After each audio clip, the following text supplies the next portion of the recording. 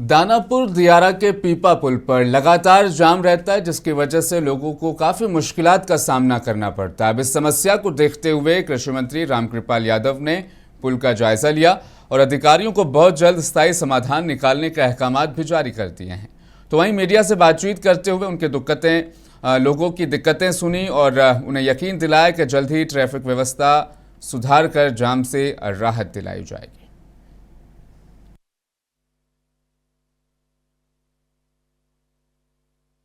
दानापुर पीपा पुल दियारा का लाइफलाइन है और भारी तादाद में यहाँ लोग आना जाना करते हैं और सामग्री वगैरह का भी, चाहे किसी को मकान बनाना हो, ये करना हो, वो करना हो, या अन्य दूसरा गांव से शहर में ले जाना हो, एकमात्र यही पीपा पुल है जिससे लोगों को जीवन को सहजता मिलती है।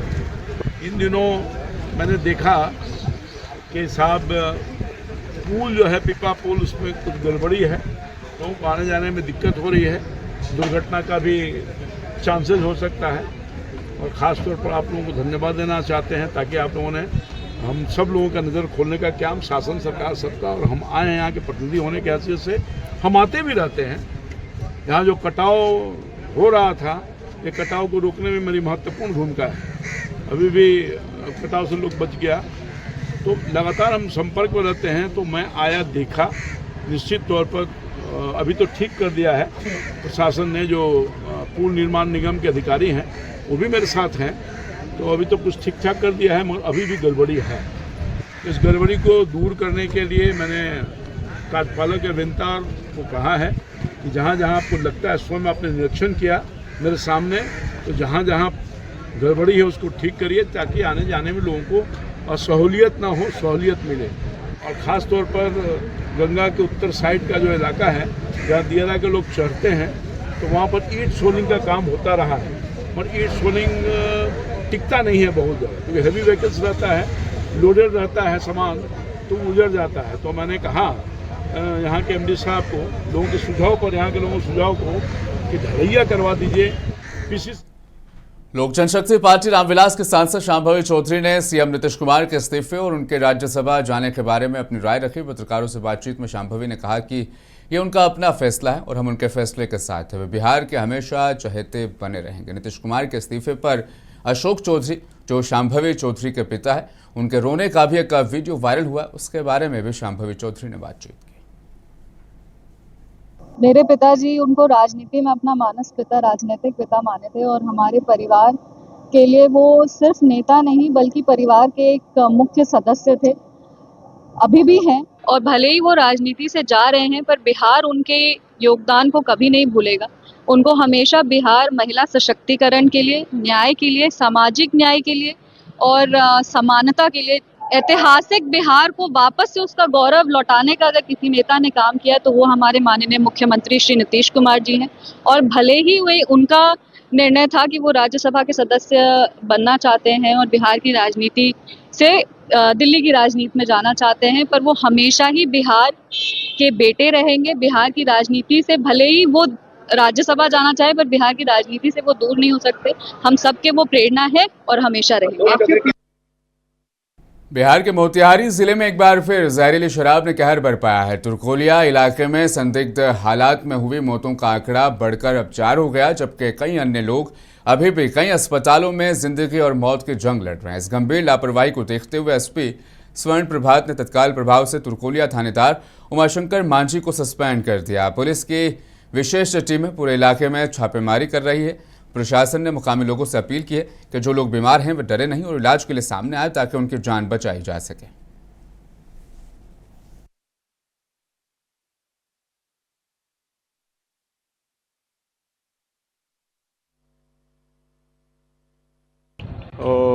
कल कमा कर आया, जाकर सो गया, वही वजह से बेचैनी हुआ, उल्टी हुआ, वही वजह से थी।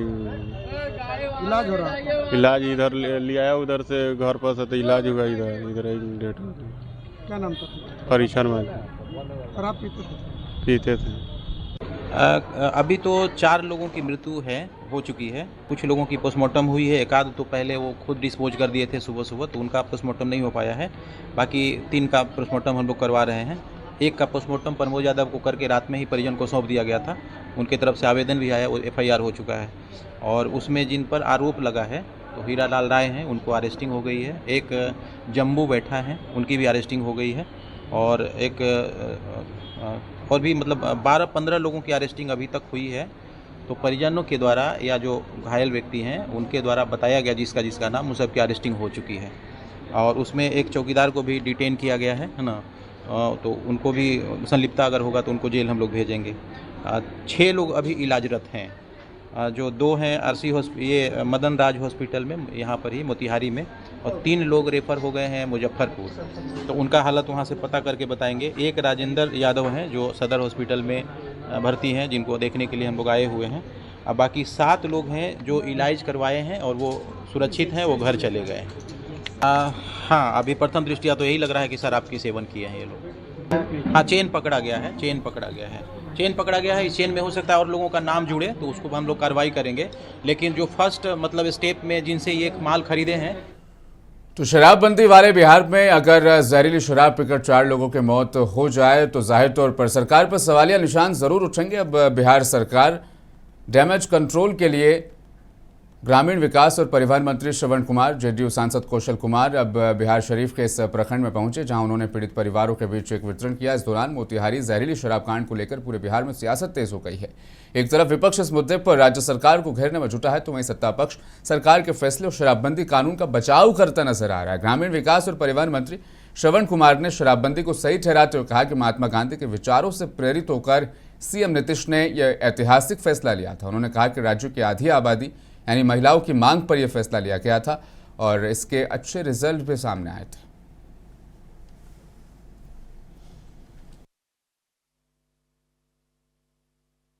शराब से मौत हुई है, एक दुखद घटना है और पहले से भी हम लोग सचेत करने की कोशिश करते रहते हैं। और ख़ास करके हमने तो जीविका के माध्यम से अवेयरनेस का काम भी हम लोग चलाते रहते हैं।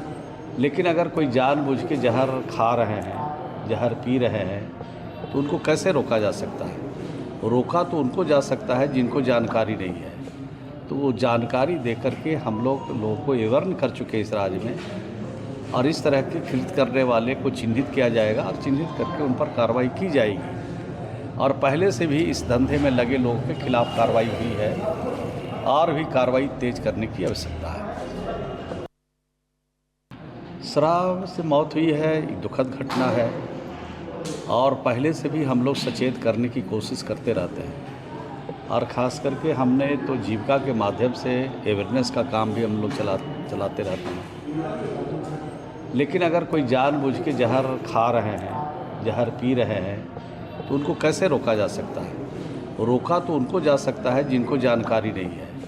तो वो जानकारी दे करके हम लोगों को अवेयर कर चुके हैं इस राज्य में, और इस तरह के कृत्य करने वाले को चिन्हित किया जाएगा और चिन्हित करके उन पर कार्रवाई की जाएगी। और पहले से भी इस धंधे में लगे लोगों के खिलाफ कार्रवाई हुई है और भी कार्रवाई तेज करने की आवश्यकता है। बिहार के नेता प्रतिपक्ष तेजस्वी यादव ने सोशल मीडिया एक्स पर लिखा, मोतिहारी में जहरीली शराब के चलते 4 लोगों की मौत, 6 लोगों की आंखों की रोशनी चले जाना और कई लोगों के जो हालत है वो बहुत ज़्यादा गंभीर है। ये एक दुखद घटना है। ये घटना एक बार फिर NDA सरकार के शराबबंदी कानून की नाकामी और उसकी गंभीर खामियों को उजागर करती है।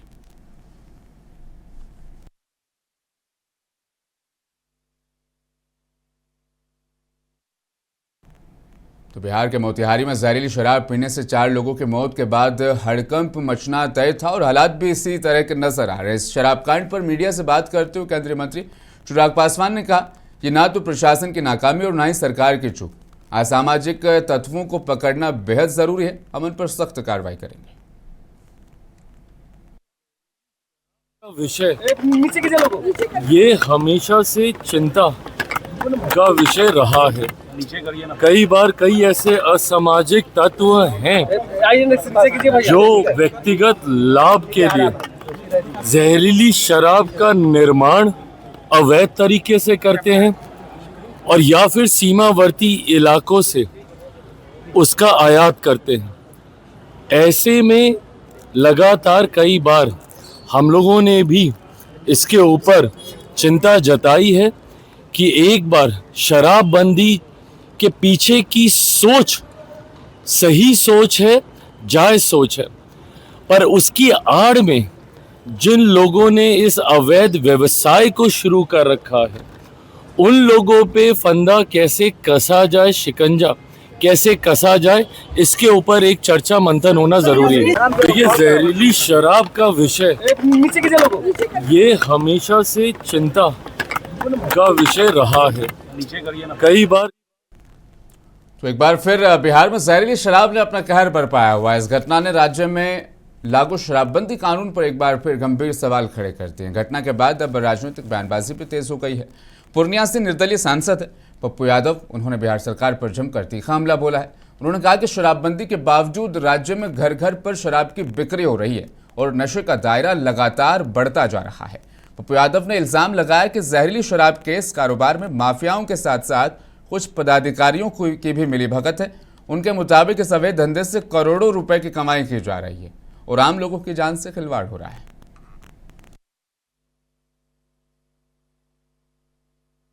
जहरीली शराब कांड ने दस्तक दी है, क्या कहेंगे? शराब तो घर घर की कहानी है। हर खून में शराब और ड्रग्स समा गया। सूखा ड्रग्स का पूरा तरीके से नंगा नाच है। और जहरीली शराब का तो पदाधिकारियों के द्वारा निर्मित है माफिया, और इसमें करोड़ों अरबों का खेल है।